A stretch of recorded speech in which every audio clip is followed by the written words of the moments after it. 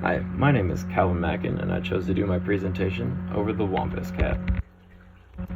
I chose this beast because I heard its name mentioned in Harry Potter's Fantastic Beasts and Where to Find Them, where it is one of the four heads of the houses in the North American School of Wizardry. The cougar is said to have 6 legs, the front 2 legs being very vicious and deadly, and used for attack only, and the 4 hind legs are said to allow the cat to run so quickly that it can dodge both arrows and bullets.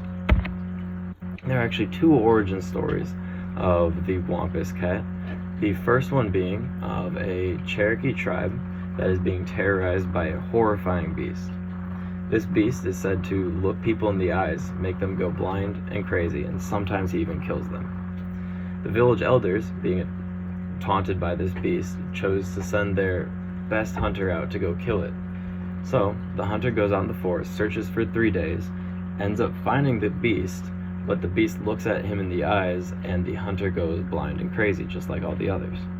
He returns to the village, and the village elders then demote him from hunter to gatherer, and he is no longer viable as a husband, so the wife, being separated from her husband, seeks vengeance on this beast. She went to the village elders, and they cursed her with a cougar's mask on her face. She then becomes the Wampus cat. She searches out the beast in the forest, looking to kill it, sneak up using the cougar mask, and when she finally finds the beast looks her in the eyes, but the cougar mask actually reflects the beast's magic back onto it, and the beast then goes crazy and blind. So the woman, who is called the Wampus cat, returns back to the village, is a hero, and is actually said to walk around the forest and look out after the Cherokee people still to this day. The second, more popular story is of a Cherokee tribe again. Before the hunt, all the men and elders go out into the forest to do a secret ritual to ask for forgiveness for the lives they are about to take from the animals. So one woman asks her husband about it, and he says he cannot tell of the ritual because it's sacred. She decides to take matters into her own hands and goes out into the forest, sneaks out, and goes to witness this ritual. But during the ritual, the elders noticed her, brought her into the circle, and then gave her a terrible curse to give her the skin and the legs of a cougar and force her days to be banished in the forest as a cougar. The story now is that if you wander alone in the forest, the Wampus cat, out of spite for the Cherokee elders, the Wampus cat might kill lone wanderers in the forest.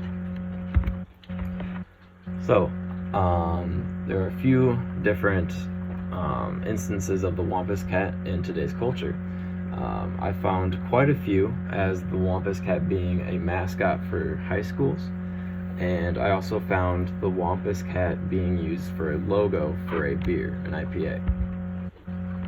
I believe that the story of the Wampus cat came to be because of the pressure from new settlers at the time in the Cherokee tribes. The conflict between them forced this Wampus cat to the story of the Wampus cat to be made.